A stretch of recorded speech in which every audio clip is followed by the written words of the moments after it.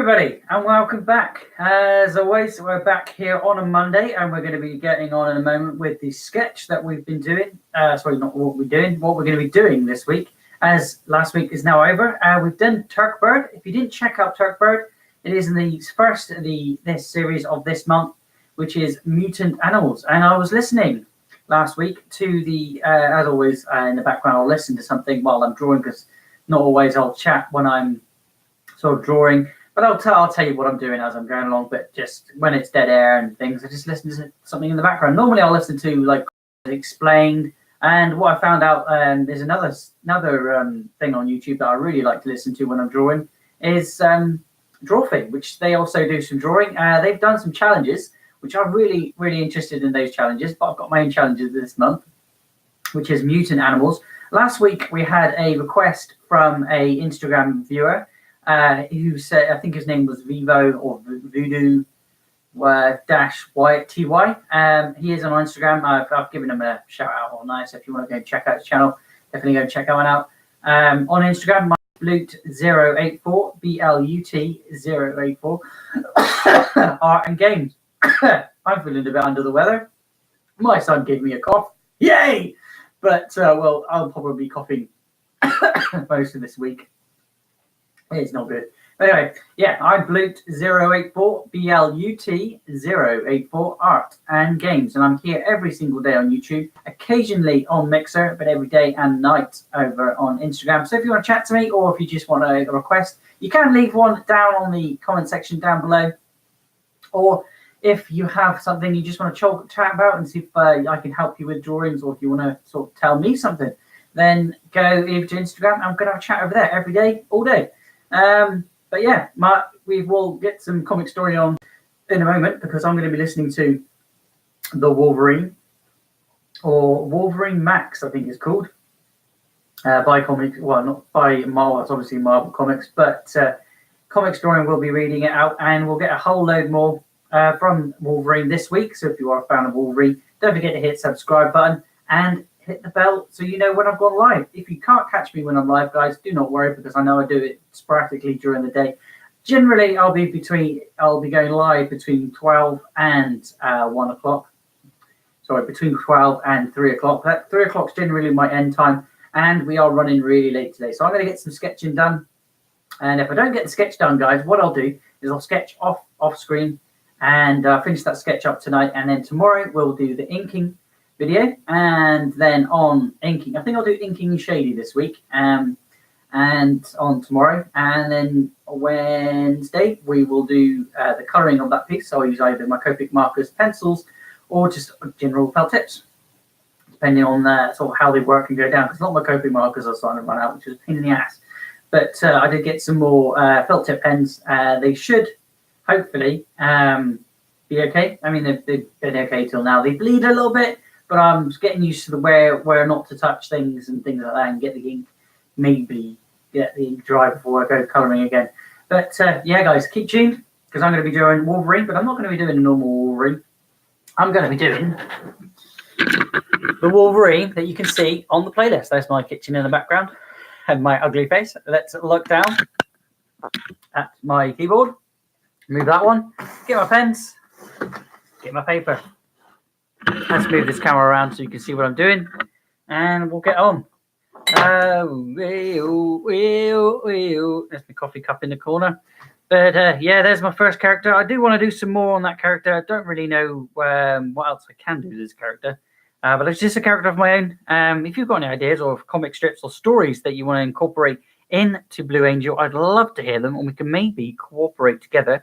You do the story and I'll do the drawings. I'm already doing some drawings, or done some drawings, for another YouTuber. She also has a book. She's called Nicole Jean, so definitely go check her out, because a lot of these pictures from previous things, like this one, and that one, and then I went into my own thing. This is all from last year, guys, and obviously we lost Theo Stanley last year.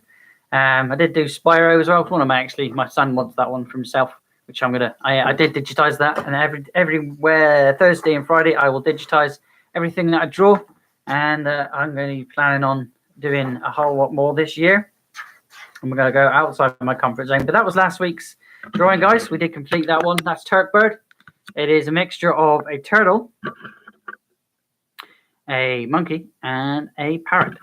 So yeah, hopefully you enjoyed watching that one last week. We did digitize that one. I got a feeling I really want to do a scene with Turk Bird in VR as well. So I might try and build him in my VR world.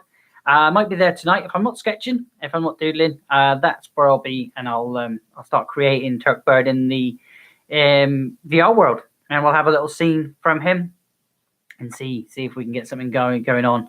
But today, guys, we're going to start a fresh new page, and we're going to be doing Wolverine, but not, like I said, not the normal Wolverine. We're going to be doing the animal Wolverine, and we'll use that animal of the Wolverine to I think I've closed the wrong thing. We'll be using the Wolverine, the animal, but giving him a textured look, that's the wrong word. Giving him a look like he's wearing the Wolverine outfit. So I'm trying to combine things again, guys. Again, it's a mutant animal, so it's a mutant, mutant as in an X-Men, but mutant as in he's going to be an animal that's wearing Wolverine's clothing. But hopefully you will enjoy it, guys. I'm going to get going. I'm going to just faff around for a minute or two. So listen in the background to the comic historian and keep watching, guys. Marvel has a line of comics that they don't normally touch on known as Max. In Max, it's no holds barred. They allow swearing, nudity, and basically blood and gore. So today we're going to be covering Wolverine Max Volume 1. And I'm going to tell you right now, we've censored quite a bit. I hope you enjoy Wolverine just unleashed. Slightly sensitive. Across the Pacific Ocean, a plane goes down in a fiery blaze. Logan, the man known as Wolverine, pulls himself up above the water trying to find something that he can float on. But as he kicks his legs, all he can feel is pain. He then realizes that he just lost his legs in the explosion. He manages to grab onto one of the wings of the plane and he starts to hear another voice. A woman struggling to keep herself above water. He tries to swim over to help, but as he does, a shark begins to smell the blood in the water, and it attacks the woman. As the body is pulled away, Logan pulls out his claws and he hacks away at the shark until there is nothing but a bloody mess floating. As he floats on, he thinks kill. It's always been kill. Hunt, fight, kill, drink, repeat. That was until someone told me that if I wanted peace, I had to head west. Back in the current times, Logan is fished out of the ocean by the Japanese search and rescue team, and they ask him if there are any more survivors. He struggles to stay awake, telling the man, asking him no. The man then says it's a miracle that he's alive. He hopes that he's ready for some attention, though. He's about to be a celebrity. As Logan is taken away by a helicopter, the medical staff begin to ask Logan if he remembers anything. What happened? What is his name? Logan tells them that he doesn't know, and one of the staff members then pulls out a passport from his pocket. It says that his name is John Grant, and his plane was heading to L.A. Later in Tokyo, the medical staff rushes Logan into the hospital, where Inspector Nakano stops them, stating that he has a few questions first. Logan says that he can't remember anything, and Nakano says, well, we're in the process of getting the plane's black box. He then lists the lower end of the blanket, stating that there's something that he's curious about, though. The report said that the survivor so I've got my animal that I'm going to be using. Logan nervously tells him. Yeah, so I've got my animal here that I want to be using. It's up on the screen. I don't know if you can see that, but you can't. There you go. That's what I'm going to be using, guys. That's the sort of image I'm going to be working from. So he's going to be standing on a log and sort of screaming down on us. Just give me so I can minimize this. That's actually made it bigger, make it smaller. But yeah, I just want to make sure my camera's in the right place.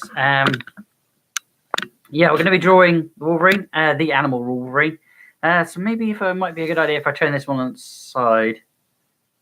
And then we'll have his, just do a quick sketch here. So we're standing on roughly something like here. We'll curve that curl. So it looks like a somewhat sort of a log.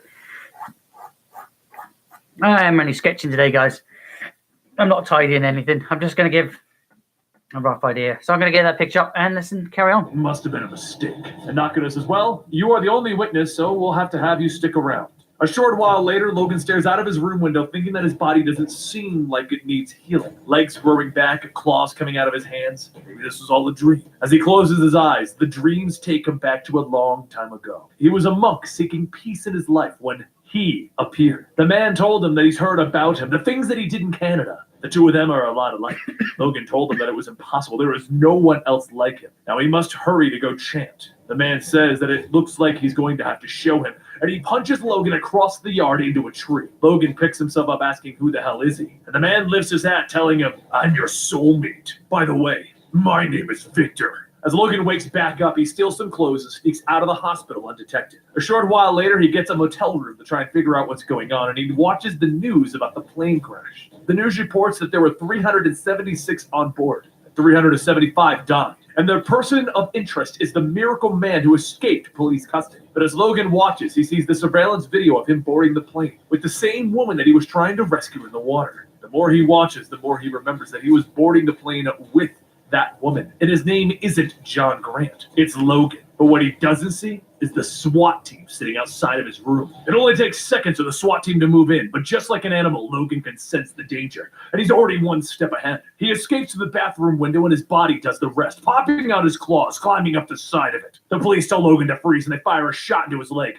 but he claws his way to the top and over the wall. He quickly grabs more clothing and begins to blend into the crowd, trying to piece together everything that's happened. He has no memories aside from his name. He's the suspect in a plane bombing, and all he has is John Grant's wallet. He pulls out the wallet to see a picture of the woman that he was with. Was she a girlfriend? A wife? Why are there so many business cards for the same restaurant in Ronpunky? And with that being his only lead, he heads over to the restaurant. But the moment that he walks in, the host welcomes him back as Mr. Collinsworth. They just heard that the plane crashed going to LA, and they were all worried about him. He then asks if Yami is okay. And Logan says, yeah, she's safe at home. And the man asks, really? I didn't see her come in, unless you meant home as in Kanagawa. Logan says, all right, she went home there. But do you have a spare key to my apartment? The host tells him, of course. Let us get that for you right away. And a few moments later, Logan is walking into his apartment, sensing that things have happened here, things with Yami. There's something out of the ordinary. But before he could wonder any further, faint sounds of sirens can be heard, and he begins to pack up. There's something out of the ordinary here, something that's safe behind all of these clothes. He thinks to himself that if he had gone to the trouble of putting a safe in here, there must have been a reason for it. He cuts through it, opening it up, and then he finds several different IDs and a lot of cash. He heads to the train station to catch a ride to Kanagawa, and as he sits there, he wonders, who is this girl? And for that, who the hell is he? As soon as he closes his eyes, the images of the past begin to flood back. There was a beautiful woman by the name of Mariko, and she could tell that Logan was different from every other samurai. As they parted, Victor was also there teasing him for actually talking to a girl for once. However, he didn't just come to banter, he came with an offer. Well, more like a job for them. Machiyako is helping the Shogunate clan with a war that they're having with the Yashida clan, and Victor Creed is working for Machiyako. Creed explains that the Yashida clan deserved this. They are a group of rapists, killers, and thieves, and he's paying in gold. He's going to need the money if he wants to keep a woman like Mariko, right? So how about we go have ourselves a good old-fashioned fight? In the blink of an eye, Logan sees himself back in the current time period. At the train station watching the news. A little to go on, he heads to the local bar asking the bartender if he's ever seen this girl. Her name is Yami. The bartender tells him to get out before he gets his ass kicked out. And Logan asks, oh, by who? A group of men behind Logan says by them, and if he doesn't get out of here in the next few seconds, he's going to be dead. Logan tells them that he's trying to find the family of a friend who died today. Two of the men grab Logan, telling him time's up. And the third asks if he's ever seen what nunchucks could do to the face. Logan cuts up the face of the two men holding him, and he asks the third if he's ever seen what these could do to a face. So after getting the information that he needed, he heads down to the address provided by the thug.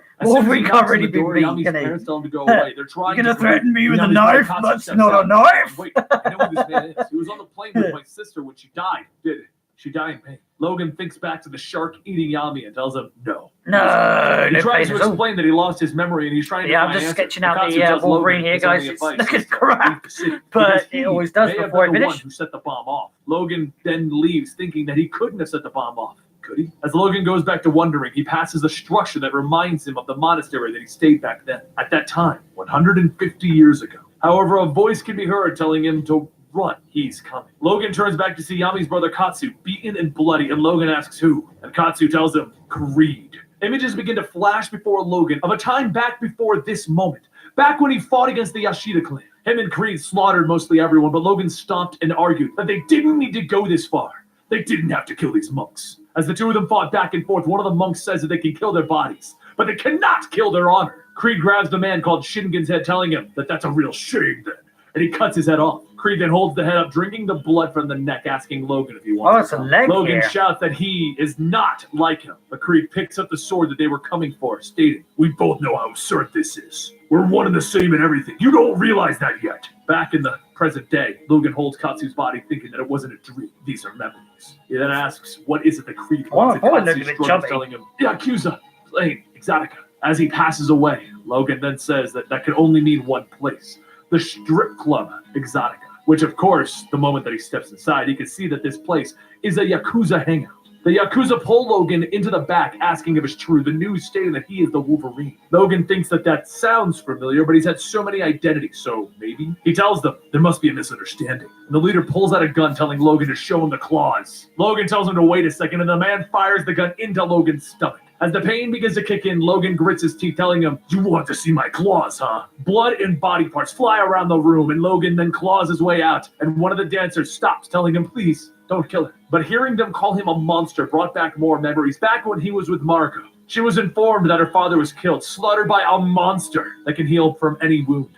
It happened when the enemy clan attacked and they took Shingen's sword. As the two lay in bed, Mariko says that she's sorry she didn't tell him, but her father was the leader of the Yashida clan. She just wanted to keep that part of her life separate. However, the sword taken was a sacred Yashida tradition. They believed that it would bring them good fortune. She is sure that her father fought to the death to prevent the enemy clan from stealing it. Logan still wanted to keep the secret that it was him and Creed who took it, says, "I'll recover the sword for you and your clan." But then Logan's memory is interrupted when the police storm the club. He runs out of it as the police chase after him, but as they corner him in the dark alley, their heads are cut open. Creed walks up, hands dripping in blood, telling Logan, "It's been a long time, hasn't it?" Logan shouts, "You didn't have to do that." And Creed tells him, "I know, but I wanted to." "Now where is it?" Logan asks, "What?" And Creed tells him, "Look, I'm not here to play games. It'll be much less painful for the both of us, or do you just not remember?"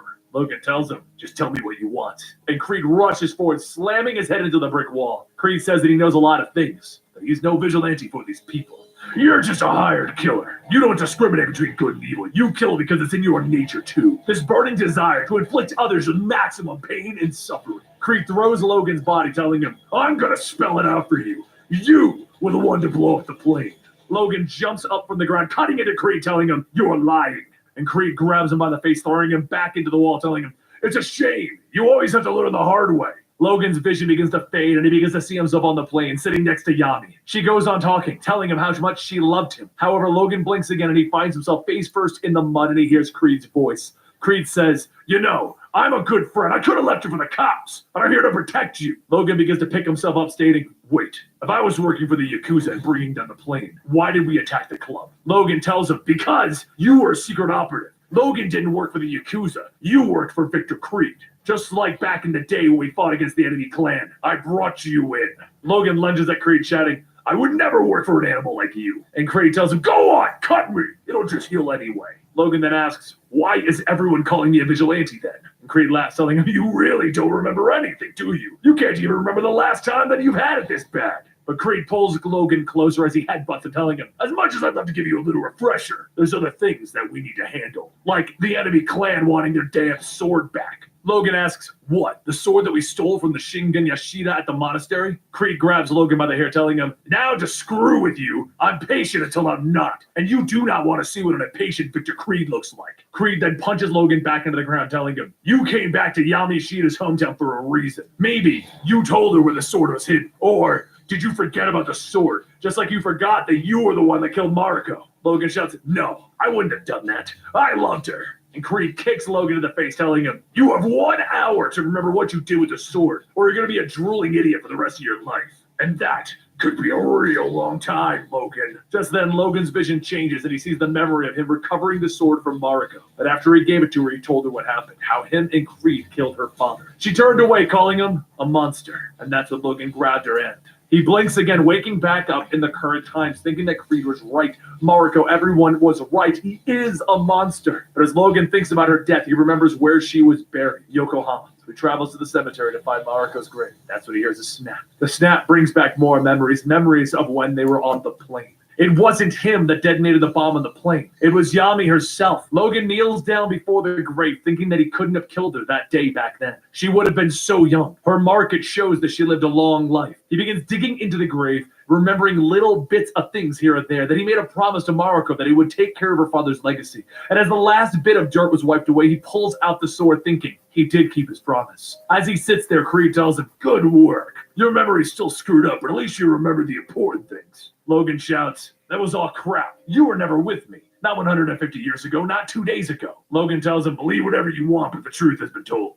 And Logan snaps, "Lies. I didn't kill Mariko. She lived that day." And Creed says, "No, you did kill Mariko. I just didn't say when. You snuck into her room while she slept and drove a knife right through her weak little heart." Logan jumps from the grave, cutting into Creed, telling him, "No, it was you. All I wanted to do was go to Japan for peace. Instead, you showed up with all of this crap about fighting and money." Creed grabs Logan by the neck and throws him into a tree, and then more memories come back. Logan was there at the night of Mariko's burial. In fact, even Mariko's husband was there. It was her husband that told Logan about the sword and gave it to him, stating that he would know what to do with it. He blinked, stating she still loved him. She died still in love with him. "I never hurt her." He gets up using his claws and sword to tear into Creed, shouting, "I would never kill the people that I loved. You lied about everything. About Mariko and the plane crash. It was Yami who set off the bomb." What do you think so far, guys? And Logan goes back to hitting, and Creed grabs the sword from Logan, slashing it into his stomach, knocking him back into the grave. He holds up the sword, telling him, "I had an idea. I was going to stab it into one of your eyes." And Logan screams out in pain. With the remaining seconds that Logan has with his last eye, he can see Creed thrusting the sword into the socket. As Creed begins to walk away, Logan tells himself that he doesn't need eyes to see. He can hear him. He can smell him. Like an animal, he pounces. His claws rip through Creed's flesh, slicing up to his bones. He's doing this for her. His last chance to keep his promise. The last chance to prove that his love for her was real. That he would never forget. As his eyes grow back, he sees Creed laying against the tree, his intestines hanging out. Logan picks up the sword, telling Creed that he would never get the sword back now. He begins to walk away, and Creed shouts at him, "I'm the one who's always been there for you. I know everything about you. You're making a big mistake." The next day in the bar, Logan listens to the news about how the police captured Victor Creed, the man who was second in command of the Yakuza. Reports show that Victor was the man behind the bombing of the plane that went down over the Pacific Ocean 2 days ago. He finishes his beer, and he gets out of the pier, where there's a boat waiting for him. As the salesman thinks that he still has a lot of questions about his past, like how long has he been living as college student? How did he get rich, and why did he go into hiding to begin? Hopefully soon he'll find answers in Los Angeles. Or maybe he'll just get there and disappear. Logan then takes Shingen's sword and he wraps it in chains, tossing it over the ledge, stating that he'll make sure that the enemy clan never gets this sword. And that's when Logan figured out what he has to do next. He sits in his cabin and begins to write. "My name was Logan, and I was once in love with a woman, and her name was Mariko." There you have it, Volume 1 of Wolverine. He's lost his memories. He's fighting against Victor Creed again. He's got Mariko coming after him, and he's trying to figure out what's going on. And now we're going to go to Volume 2 as he goes back to LA. Don't forget to subscribe. The next video will be out next Thursday for the Wolverine Max series. And you can also check out the in a names on the moment screen too, right guys. now. These I'm just individuals are fapping around I'm just fapping at the moment. So yeah, you'll be listening to some more at the moment. But let me know what you think of this stream so far, guys. Name on the screen like this. But if you can't even do that, that's perfectly fine, because just watching these videos really does help us. So thank you to everyone who is supporting us on Patreon, right here on the screen or over here. I don't know where it is. It's somewhere around me. Like, I don't know if you understand how editing works. It comes out after I film these parts. Anyway, and thank you everyone who's watching and subscribing to our channel.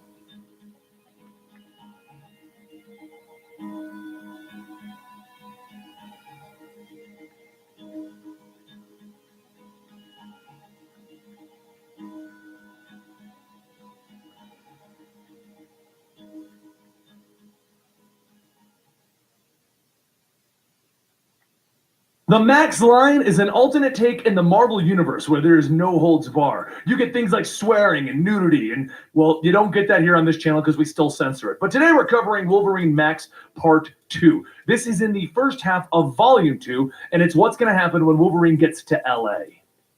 In our last video, Logan found himself in the middle of a plane crash with hardly any memories of his past. While trying to escape from the authorities, Logan began to regain some of those memories, and one thing that he found out was that he is not a good man. After learning that it was his old friend Victor Creed who was behind the plane crash, Logan stopped him and went to the States to try and lead a normal life.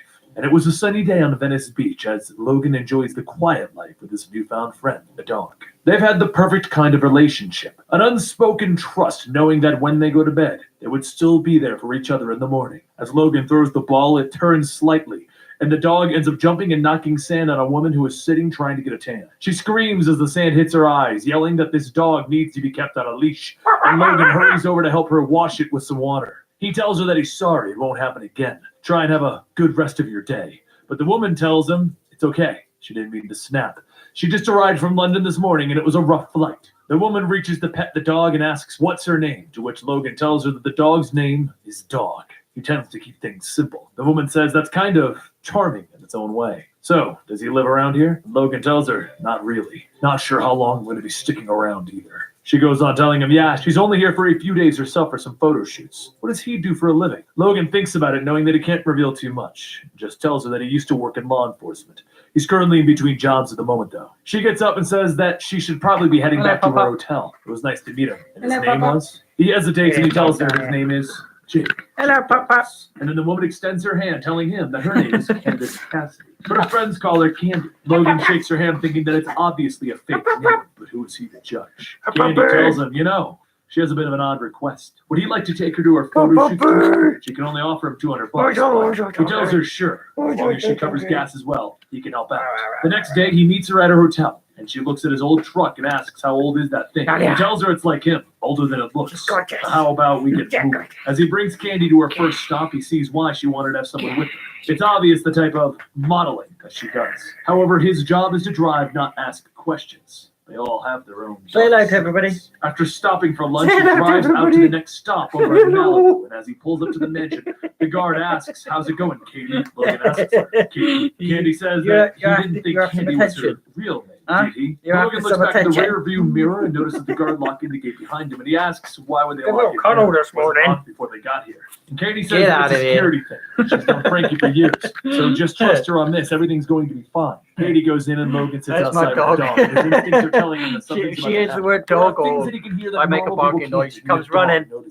Logan begins running towards the mansion, and the guard tells him that he better back the hell away and go play with his little dog over there. Logan grabs the guard, bashing their heads together, and then he makes his way into the mansion. He pushes through and he finally reaches the door where he hears screams. He finds Frankie forcibly on top of Katie. He grabs Frankie, throwing him to the side, and then there's a gunshot, and Logan is hit in the shoulder. The guard steps in, firing more shots at Logan, and just as Katie shouts for them to stop, the schnick can be heard. And Logan charges him with his claws out. As he stabs into the man, he grabs Katie by the hand and he rushes her back out to the truck. He hits the gas and the guards from before begin to open fire on the cab of the truck. Logan continues driving, ramming into the gate, allowing the two of them to escape, barely getting out alive. And Katie asks what the hell is he doing back there? Logan says he was doing his job. What was he supposed to do? Wait outside where that guy tried to rape her? Katie tells him that she's known Frankie for years. He's harmless. Logan pulls up to her hotel and she asks if he's going to be okay with those bullets in his. But Logan stops her, telling her, it's fine. They must have only grazed me, no big deal. She takes out the money and asks if he would mind coming with her to her room. She's a little frightened to be alone. Hard pressed to tell a woman no.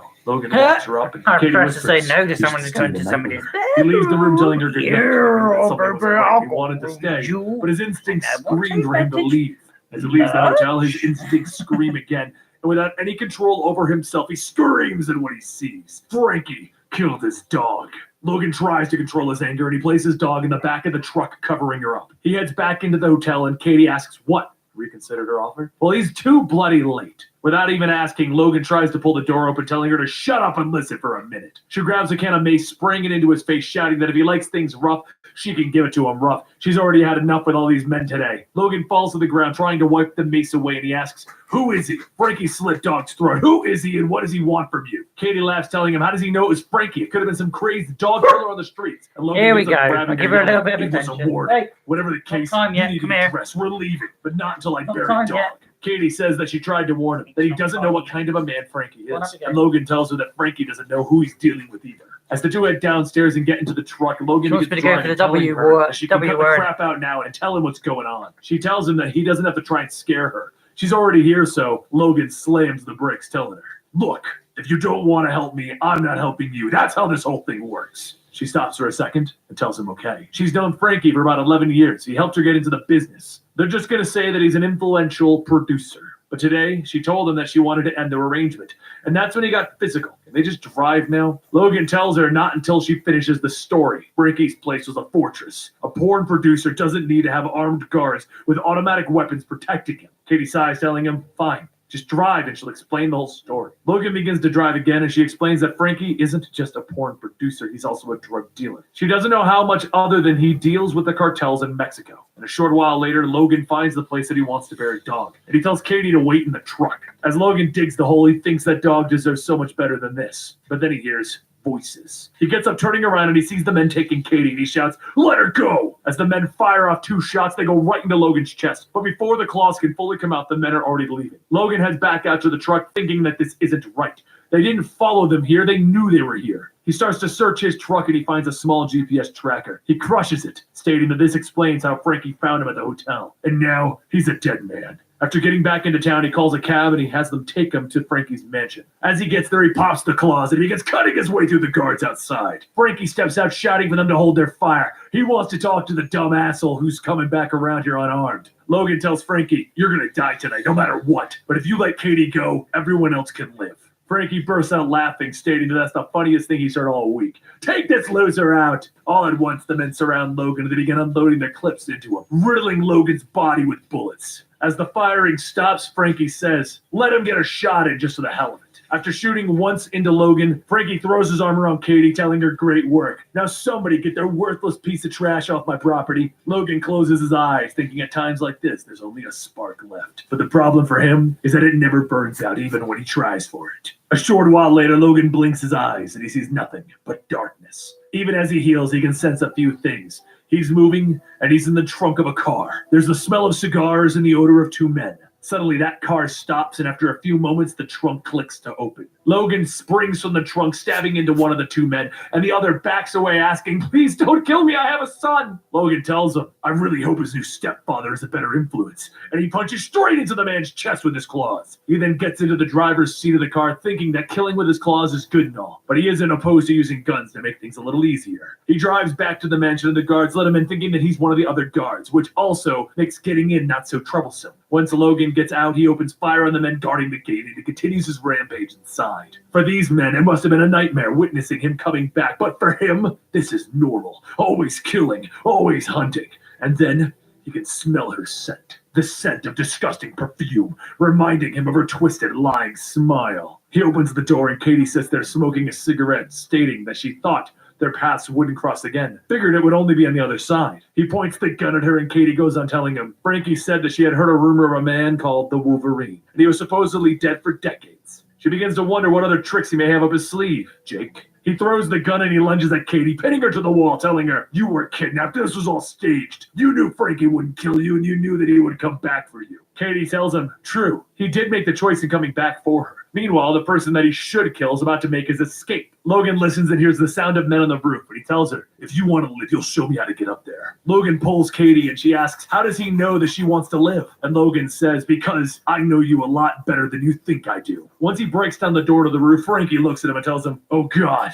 The helicopter begins to take off, but Logan leaps onto the ledge, stabbing into Frankie's leg. He pulls Frankie up by his ties. He shouts, "Please, I'll buy you a new dog, a whole pack of dogs." And Logan tells him, "Thanks for the offer, but I'll have to pass." And he throws Frankie into the fire below. When Logan looks back, he sees Katie standing there, and he says that he's surprised she didn't run. She asks, what's the big decision? Does she get to live? Logan puts her on a motorcycle, and they begin to drive back to his truck. And she says, brilliant idea, switching back to the truck for their getaway. Logan stops the bike, telling her, "We're not getting away." Katie asks, "Oh, what do you have in mind?" Logan tells her, "Your death. I'm going to kill you right here and put you in the ground like Dog, but not near her. That would dishonor them." Katie begins laughing, asking, "You really think she believes that he's going to kill her? He would have done so already. And if he did kill her, he'd be doing her a favor. Her life's been hell for years, ever since her stepfather forced himself onto her when she was 12. So go ahead, give it to her. Claw her to death, because no matter how painful it'll be, she's felt much, much worse." Logan pauses, then he thinks, "I finally understand all this stuff. She's just a survivor like me. Both of us have been dealt crappy hands and we're just trying to stay in the game." He heads back to his truck, telling her to leave. Go back to London, get out of the porn business. If they ever meet again, he can promise her that he won't be as forgiving. He looks at the truck and he thinks that she does deserve to die, but living would be a worse punishment for someone like her. He then notices a small note on the bed of the truck and it reads, "You'll find what you want in Vegas, Mr. Wolverine." Logan wonders if it's a clue or a trap. Is it a friend or an enemy? Well, it's the only lead he has for now. He hops onto his bike and he drives off towards Las Vegas. And there you have it. For me, this particular story, Wolverine going to LA with Dog, felt like something that you would see in that new Logan movie, like very noir-ish. I liked it a lot, personally. But let me know in the comments down below. Are you digging Wolverine Max? Do you like the no-holds-bar Wolverine that we saw in like Old Man Logan and Logan? Because I definitely am. Don't forget to click the link down below if you want to join our Discord community where we chat about comics, video games, movies, whatever you want to talk about. And you can also find me with the rest of the Comic Historian team on Twitch on Sundays and Mondays doing things like our new comic book review weekly podcast on Sunday. And don't forget to subscribe if you want the next part of Wolverine Max.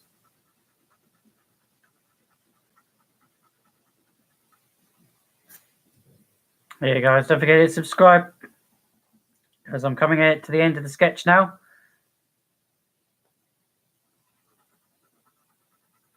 I'm just going to get rid of finalizing a few details here. Wolverine Pretty Max. much. This is the storyline and what. I'm pretty much done now, guys.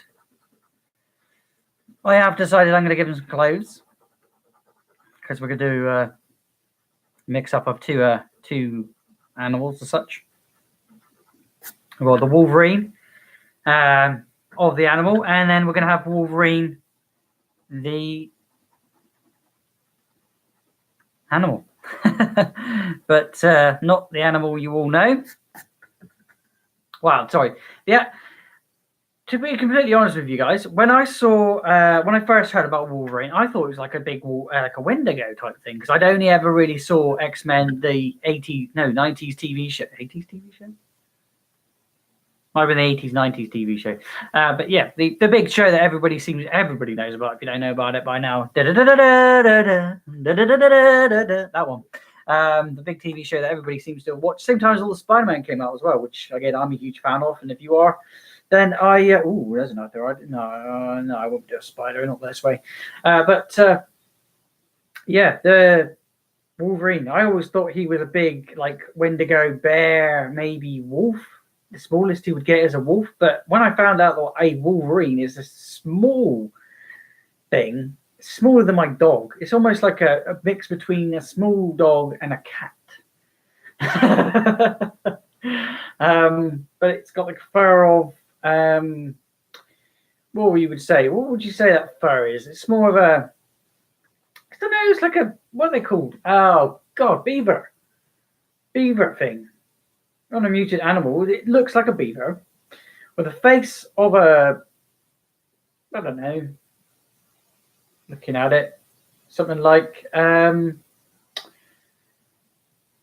not a Wolverine. That's not what I didn't think the Wolverine would. Yeah, I didn't think the Wolverine would be this. I didn't think it'd be a small creature. It's absolutely crazy. It's got a very vicious temper, same as the Wolverine character we know from the episode X-Men. But yeah, I'm liking this one so far. Hopefully you do too, and you'll leave a like. So you let me know that you do, guys. I'm going to carry on with the hand. I don't know what to give it a background. I don't think I'm going to give it a huge background, to be honest with you, because I just want the character to be standing there on its log, going, screaming or growling down over. There's going to be a hand here. It's going to be Wolverine's hand. Yeah, so I'm going to do the Wolverine's hand now. And probably leave it here because we're getting on for time. My son should be home from school soon, so if I don't get this finished, guys, I will finish it tonight off stream, and then come back tomorrow and ink it all, and we'll get on with it. Because every Monday, guys, I do a sketch of the piece that I'm going to be working on for the week, and then on Tuesday I always ink it with my favorite inking pens. I had to get some new inking pens, which upset me a bit. I like my inking pen, but it's basically the same thing, so I'm not too fussed about it. And then we'll go into with using these ones, Copic markers. We have got some brush pens, and brush pens. These brush pens are my favorite things to use, but unfortunately, because I use them so much, you can see there it bends. It's like a paintbrush. It's really good. But yeah, because they're running out, I had to get some new pens. So check out what I'm going to be using tomorrow. No, not tomorrow. On Wednesday. I will be using this ink pen tomorrow. So tune in tomorrow to find out what that ink pen's all about. And hopefully you've enjoyed it. But I'm going to just listen to the last bit of the Wolverine for today. Get on with Wolverine's hand. I will search up a image though, because I want to have a look at his hands, Wolverine's claws. So let's open up another window here. But yeah, I'll post this on Instagram for better pictures so you can actually see it better. But I don't think you're getting too much of a bad picture today. So it's fine. Oops. I'll get that so it sits there a minute. You get a good, decent look at it then. Before I do, like I said, I'm not going to give it a huge background. I'm only going to be doing the Wolverine and Wolverine's hand here, maybe in a pose. I just want to find a pose or an actual decent picture of a hand, because I'm just crap at hands, as most artists are. Let's search up something on the internet. Let's put that back on for you. The character known as Wolverine is no holds bar. We get swearing, we get nudity, we get crazy stuff you would never see in a mainline Marvel comic. Except you're not going to see it here on Comic Story, and as we still censor it. But you do get a more intense Wolverine, something that reflects the movie Logan. This is the second half of Volume 2. So Logan has gotten the note and he's on his way to Las Vegas. But it's never that simple for Logan, is it? In our last video, we watched as Logan escaped to LA so that he could lay low and try to figure out what he was going to do next. One day, Logan ran into a woman calling herself Candy. She turned out to be in deep ties with a porn producer named Frankie, who had roots running throughout the drug cartel. After slaughtering Frankie and his men, Logan let Candy live after selling him out, only to find a mysterious note in his truck telling him to go to Vegas. The sun finally sets as Logan rides his bike down a long stretch of road, one that leads to Las Vegas. It's funny, he can heal from any injury, get shot up, even regrow his own legs like back in Japan. But one thing that he can't fix is getting a flat tire out in the middle of nowhere. And so, Logan sits on the side of the road with his thumb out and hopes that someone may pick up a short, grizzled-looking man who has a tendency to pop claws from his hands. As it gets darker, a van does happen to stop by, and the man inside asks where he's headed. Logan tells him Vegas. His bike got a flat. So is there anywhere that he could get it repaired? Man tells him, yeah, there's a Phillips station about 12 miles up. It won't be open until the morning, but for repairs, that's about 60 miles. That's also not going to be open until the morning. The man goes on telling him that he's at least heading towards the first. So how about he gives him a lift? He can even load his bike up. The two lift the bike onto the back of the van, and the man says that his name is Sean. How about him? Logan pauses. Rick. Sean stares for a second and says that he's seen that face before. Give it some time, and he'll remember it. Later, the two drive down the road, and Sean says, I got it. You're an extreme fighter, right? And Logan tells him, nope. Sean laughs, telling him, you're probably right. You're not big enough to be a fighter, way too small to fight. No offense. As Sean pulls up to the diner and the Phillips station, Logan begins to get out, and Sean says, whoa, it's probably time that we should settle up my fee. Logan asks him, fee? And Sean says, yeah, if it wasn't for me, you'd still be out there on the road. So $100 should be good, or I'm going to keep the bike. Get the way this works, shorty? Logan grabs Sean by the collar and face and tells him, you've got two choices. Either you can see the inside of what your own stomach looks like, or you can give me my damn bike. With that, Sean gives Logan his bike and he drives off. As Logan heads inside of the diner, he sits at the bar and the hostess asks if he'd like some coffee. Logan tells her, no, water is fine. I will have 2 burgers though, and make it 3, and keep the fries. The hostess puts the order in, and while Logan waits, a group of thugs come in asking the old man sitting next to Logan if they could have a taste of his soup. The old man doesn't answer, and the leader of the group says, that's pretty rude not to offer me some. And the man says, can't you just leave me alone? The thug pulls out a knife and he holds it to the man's throat and he tells him, fine, give me your wallet or I'll cut. Logan sighs, thinking, here we go again. And he tells the thug, how about you just do yourselves a favor and leave? The thug points his knife at Logan and tells him, you can piss off! So Logan grabs the thug's hand, crushing it, forcing the thug to the ground. While Logan holds him down, he thinks that he could just end this. Pop the claws, feel that rush of power. But no, he doesn't. He tells the thug to get the hell out and never come back. The thug yells, okay, okay. As the thugs run out of the diner, Logan grabs his jacket and he tells the hostess, I'll take those burgers to go. As he takes his order, the old man turns back telling him thank you, and Logan tells him, you have a good night. The next morning, he wakes up from his motel to find that the gas station is still closed because of church. So after waiting around all day for the mechanics to get back, he finally gets his bike fixed and he heads out into the night. but there's something following him. Could it be the kid from the diner? Could it be that plumber Sean? Or maybe it's a cop coming after him about the Japan or LA thing. He hits the brakes, letting the SUV pass by, but after waiting a second, he gets back on his bike and he rides off. The SUV speeds up behind him again, so he hits the brakes enough to ride alongside the SUV. He throws his elbow into the driver's side window, and as he calls out to whoever is trying, they swerve off the road and they flip into a ditch. He quickly pulls over, ripping the metal apart to take the person out, and he sees the person, and he realizes it's the old man from the diner. Logan can smell the gas burning, so he grabs the old man and carries him over to the bike before the SUV explodes. Logan sets him down and he pulls out the man's wallet, and he sees that his name is Vincent Briscoe, whoever the hell that is. He rips apart of his shirt and he uses it to tie a strap around him and Vincent so that he can ride him to the nearest hospital. After riding a bit, Vincent wakes up asking where are they? And Logan tells him, you were in a car accident. I'm going to get you some help. Vincent yells, no help. I may not heal like you, but I'll live. Logan stops the bike and he turns back stating, I'm going to ask you one time. Who the hell are you? Vincent laughs, telling him, still the same quick fuse as ever. Last night at the diner, I really thought you did change. But there are some things that don't. Seriously though, you're always going to be a psycho piece of crap. Isn't that right, Logan? Vincent then tells Logan to keep driving. He has a place ahead. So don't play any stupid game and take him home. After half an hour of riding, Logan pulls up to an old dilapidated house, and he tells him, beautiful place you got here. And Vincent tells him, you're still the same old wise guy, eh? As the two walk in, Logan sniffs the air and quickly notices that there's a dead body here. Logan turns the light on and says that he's kind of surprised that he doesn't recognize him. Well, it has been 40 years. What if he told him his actual name? Bobby Fragacy. Logan says that that's not the name on his ID. And Bobby says he's been stupid around, huh? Briscoe's just what he goes by, but his real name is Robert Fragacy. Logan thinks to himself that he really hates these situations, other people knowing more about him than himself,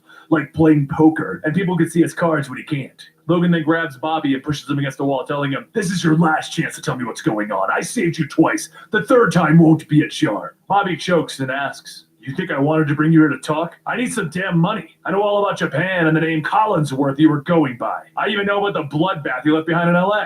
Logan throws Bobby onto a table shouting, you're mine. And then he asks, were you the one that left a note in my truck? Bobby gets up asking, note? I didn't leave any damn note. I haven't seen you in decades. Logan picks him up yelling, back on the road. I saw you pass by. And Bobby shouts, I wasn't following you. I just needed to talk to you so that I knew you wouldn't run. Logan asks, why did you run? And Bobby tells him, because I thought you might remember that I used to be an FBI agent who used to nail your ass to the wall. Logan sets him down and Bobby goes on telling him, I was on your ass for like a year. It was like I was your nemesis or whatever you call it. But even back then, you were as tough as you are smart. Always one step ahead before I could arrest you. Logan then asks if he knows him so well. How does he know that he wouldn't kill him? Bobby says, it's because I've profiled you for years. You have more of a code. You only kill killers. Whenever you got in trouble, you'd always stash money for a clean getaway. Logan says, okay, you're right. I do have a stash. But if you want any of it, you're going to tell me everything about my past. Bobby reaches up into his closet and he pulls out a gun, pointing it at Logan, telling him, I know these bullets won't hurt you, but it'll slow you down enough until the cops can get here. Logan tells him, look, we both know you're not going to shoot me. Bobby asks, why wouldn't I? So Logan tells him, it would be because you must want to get away for a reason, and right now you're running out of options. You wouldn't shoot your last option. Bobby lowers his gun and tells him, fine, we're going to make this quick. It all started in '78 in Chicago. I was an up-and-coming hotshot in the bureau. Nailing you was going to be my first big score. I followed you for months, always one step behind the Wolverine. One day, you gave me the slip in a public bathroom, and once you were out of my sight, you took down Joey Santoro and 3 of his men. You had beaten them all to death. Your work was something that we like to call in the bureau as overkill. Logan asks him, why didn't I use my claws? And Bobby says, you really must have crap for brains, huh? Logan pushes Bobby to the ground, and Bobby shouts, it's because you didn't have claws back then, you moron. And it's all because of you screwing up the Santoro case that my whole life turned to crap. I got fired from the bureau, my wife left me, I started drinking, doing blow. Things just went back to total crap. I started robbing banks, and with my knowledge of the FBI, it was easy. I was living large with women and all the drugs I could get my hands on until the cops finally busted me. So after 30 years, I finally busted out. And who the hell do I see not even a month later? The man that started it all. As Bobby goes on about his life story, Logan asks, when did I get my claws? And Bobby asks, how the hell should I know? Logan grabs him, lifting him up by the neck. Bobby tells him, I already told you what I was doing. Robbing banks, doing blow, rotting away in the joint. As for the Wolverine, you went off the grid.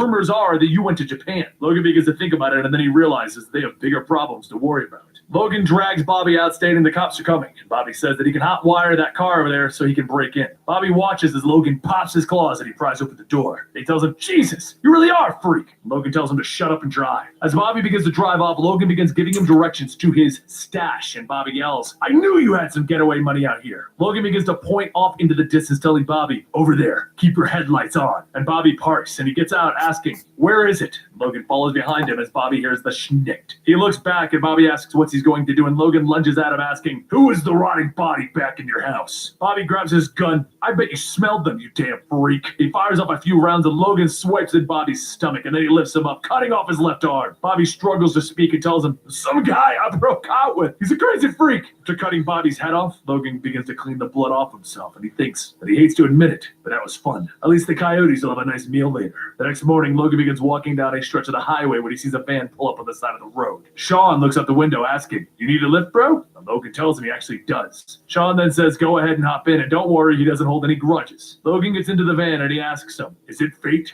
or is this the start of my next nightmare? And there you have it, the conclusion to Volume 2 of Wolverine Max. Now, don't forget to subscribe to this channel to get the next part of this video. And you can also go ahead and find us on Twitter at ComicStorian, where every Wednesday we begin reviewing all of the new comic books that have come out. And you can go ahead and see our opinions on it, or you can tweet me your review on it with the hashtag #SingleTweetReview, and we will retweet it for you. It's a great place to learn about comics that have just come out and what everyone's opinions are.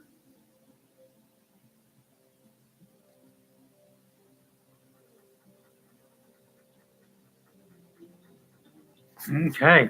I'm getting struggling with this hand. Doing the animal was easy. Doing a human hand, not so much. Okay, right.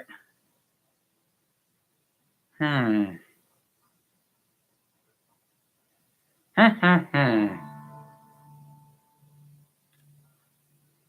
going to keep going until my son comes home, but now let's just talk about something that's real legit for once. doesn't look like a fist. He's just Wolverine, right? Like, Old Man Logan should be his own character, but he's just Wolverine with gray hair. That's basically all he is, which is a good thing because I could have the hand like that, maybe. And I think have the claws sort of, today we're going to be exploring what happened in his past life that led to the Wastelands as he travels through the various memories of his history.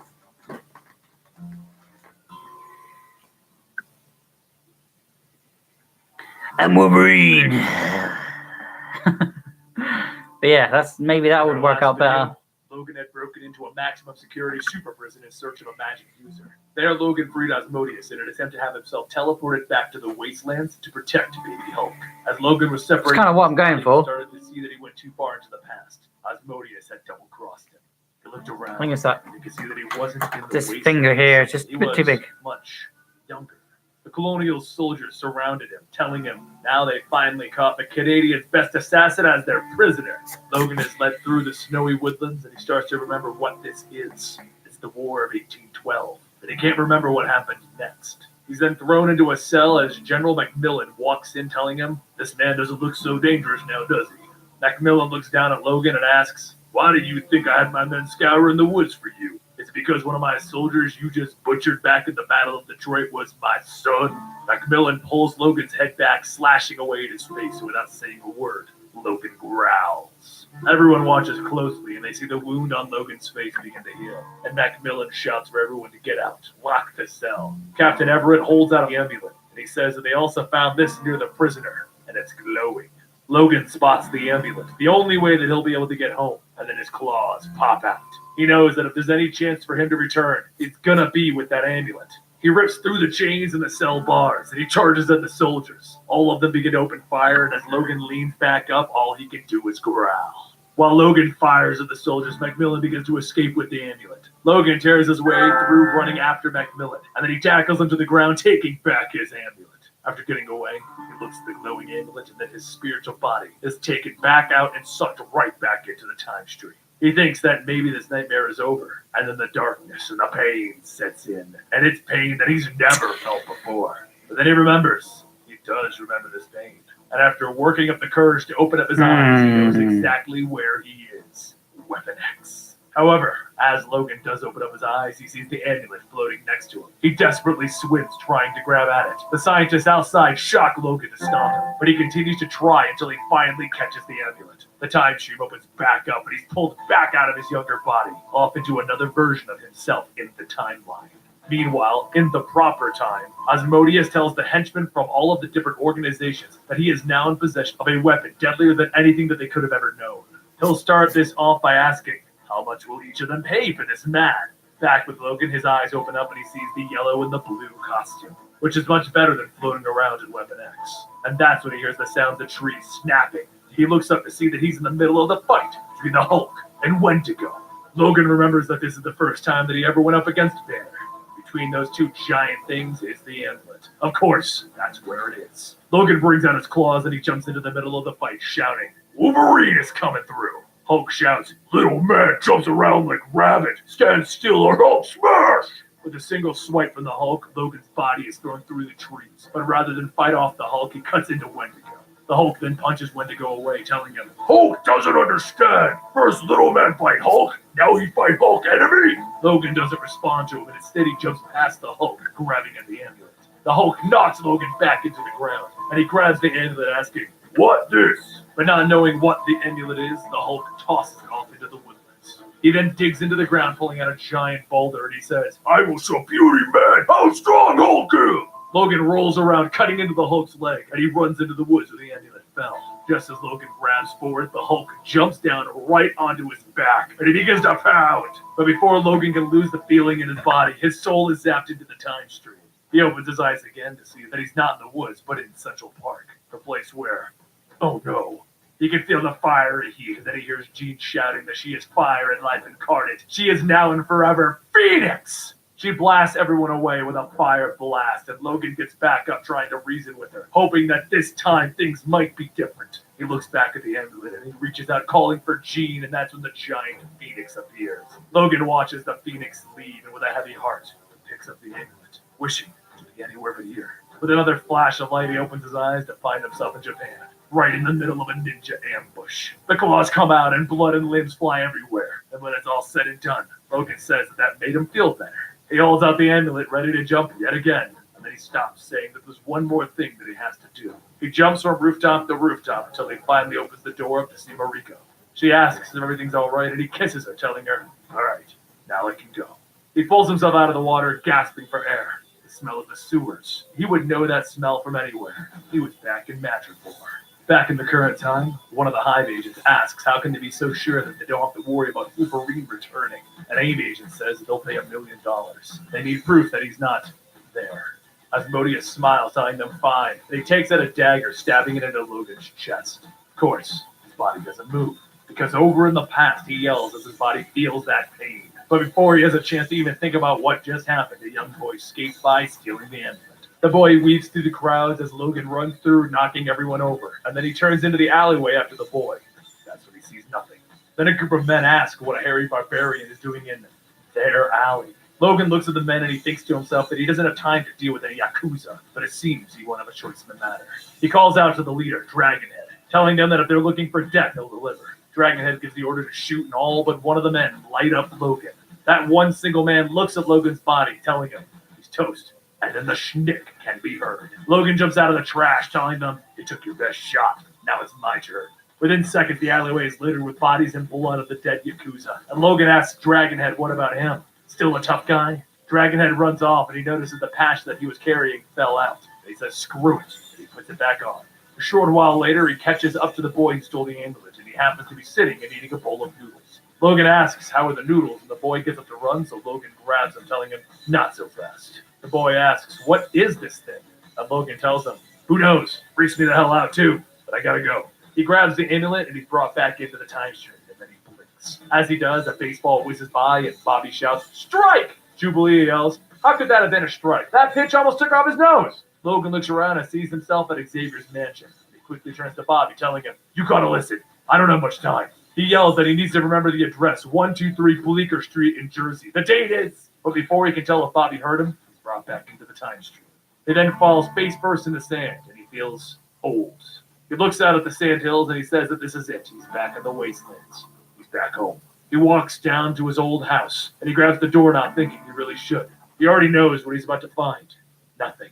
As the door swings open, there's Scotty, Maureen, and Jade, just like they were before.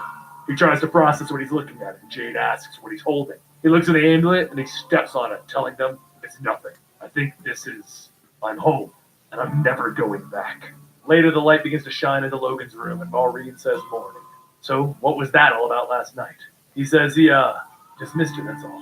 And then Maureen gets up telling him, well, she's not going anywhere. After breakfast, Logan and Scotty head out into the farm to get the tractor up and running. And Logan thinks how he had forgotten how this was. Just being with family, doing normal things. As the hood was closed, Logan tells himself that he came back for Banner's grandkid. But instead he got so much more. This is so real. This is real. He's home! Over in the current time, though, Asmodeus continues his business when suddenly shards of ice begin to shoot into the walls. Bobby slides in with ice claws telling him an old friend of his said to come here on this day. Jean then breaks in through the glass and tells Asmodeus to release Logan for whatever that spell he's cast on him. Asmodeus says that he can't. And Jean asks, what do you mean that you can't? Asmodeus says, I lost contact with Logan's consciousness. He's lost in time. Back in the past, Maureen comes out and tells Logan that she really is a natural, huh? It's like Jade was born to ride. Logan looks out to see Jade riding a horse, and Scotty says that she really shouldn't be out there. Today is payment day. Just then a ship flies down onto the field, and one of the Hulk gang members says, she looks cute. Another one tells her, you say so, but I've never really trusted redheads. Logan runs up asking, what do they want? And the Banners tell him, you should know why we're here. Reds do. Logan says, you'll have it soon. Going to the market to do some trading. He then clenches his fist as he thinks that he can do something about it this time. All he has to do is bring out those claws and he can get them right here and now. Except the claws, they won't come out. One of the Banners punch into Logan while the others begin to stomp on him. And he thinks to himself, that's it. That's the catch. He can't change anything while in the past. He's going to watch them die all over again. A little while later, after getting patched up, he sits on his steps and Maureen asks, how are they going to pay them? He says that he'll go to the market and trade some of their tools. And then Jade calls out, stating that she felt sad when they hit him. She went ahead and fixed up the pretty necklace. Logan looks at the amulet, stumbling back, weighing the options. Leave this place or lose them all over again. Logan tells Jade to give him an extra big hug and tells her that he loves her so much. He holds the amulet, stating that one day he'll come home and find them dead. But not today. Today they're alive. And this is the best day of his life. Back in the current times, he gasps for air, and Bobby asks if everything's all right. Jean helps Logan up, and Logan looks at Bobby and says that he's impressed. I cannot draw a fist. Bobby says, I'm not your face. What should we do about Asmodeus? Logan tells him to toss him back in the hole they found him. I'm going for a walk. He walks out to the pier, and he thinks about how the last year, all he's been doing is running around trying to find a way back home. But while he's been trying to forget them, he'd forgotten about the good stuff. What's it called? The way that Maureen would always seem to just wake up. Amulet. If I put a bloody thing there you go. There's a bloody Thanos' glove. Never wanted to wait to get his hands dirty. And even how Jade's breath felt warm at the back of his neck when she hugged him. The past will always be with him. But his life is here. His life is now. With that, Logan takes the amulet and throws it into the river. And there you have it, another story of Wolverine. I mean, old man Logan. I mean, Logan. I mean, honestly, come on, seriously? Like, they killed him and they just brought him back as an old man. Like, it's cool. I'm fine with it. But Marvel, let's just say it for what it is. You brought back an old man version of the character that we all loved. You killed him and you're like, we're never bringing him back. He's legit dead. But you know that old man version in another universe? We're bringing him back. Yeah, he won't even notice. Some people don't even notice. Some people just go, wow, he got old. That's basically it. Don't forget to check out the other Old Man Logan Wolverine videos right here in this playlist. And you can check out something recommended by YouTube right over here. Follow me on Twitter if you want to chat about your favorite superheroes. That would be cool. It's at ComicStorian. Or you can follow our Instagram where we bring you various awesome pieces of artwork from various comic books on a regular basis at ComicStorian. I'll see you next time right here. You will. Many different things that I've done on here. Has been had the Comic Story, guys, but hopefully you have enjoyed it today. I'm going to still tweaking that fist. I just can't seem to get it right. I want to have that fist in there, sort of just to give like the Wolverines, the Wolverine, know and love, the character from the X-Men character. I want to give him a good, give it a good fist and sort of give its claws popping out. Whilst we've got the mutant animal down here, which is the Wolverine. Hopefully I've done it justice, and hopefully you will like it. I will be back again tomorrow, guys, to ink this one out and get it done, and we can listen to some more from the Wolverine X-Men Marvel comics. We may be listening to Comics Explained. We may be listening to what we've just been listening to, which was Comic Storian. You can find any comics from DC or from Marvel, but I'm a big Marvel fan, so I tend to stick to the Marvel things. But if you've got a DC character that you would like me to have a go at, let me know. But this month is all about mutant animals, so please pick an animal, and maybe I can mutate it with another mutant. Or if you would like to pick 3 animals, like the original last week's picture, guys, where I did 3 animals, but in one, which was Turk Bird. It was a turtle, a monkey, and a bird. So, a parrot. Check it out, because I did that last Monday, Tuesday, and Wednesday on paper. And on Thursday and Friday, and a little bit into Saturday, I did some digitizing, which is what I do. I take a picture of this, and then I will use this picture as reference, and then color it in, add some effects, and do things with my PC, guys. So it's all digital art afterwards, but it sort of ends up. My aim is to get to a point where I'm just doing digital work, but I'm a lot better at drawing on paper because I've only got a mouse to draw when I'm doing digitally. Whereas on paint, if I'm eventually will get myself a Quintique or something, a art pad where I can draw with the stylus and just draw like I am now, but be on screen. I do like drawing on paper because it's where you can it's good. But doing digital it's a little bit better. You just get that sharpness. You get that one line you didn't like, you can rub out without any kind of issues with it. Or you can keep it and have it really faded away. So you like it. I like it on this, but if I was to rub it away, I like it all gone, because then if you go over it again, you've got to faff around and get in the bad things. But I will be inking this again tomorrow, guys, on paper. So don't forget to hit subscribe, dig the bell, and I will see you next time, guys. I'm going to be give myself some time to faff around with this and see if we can get it right.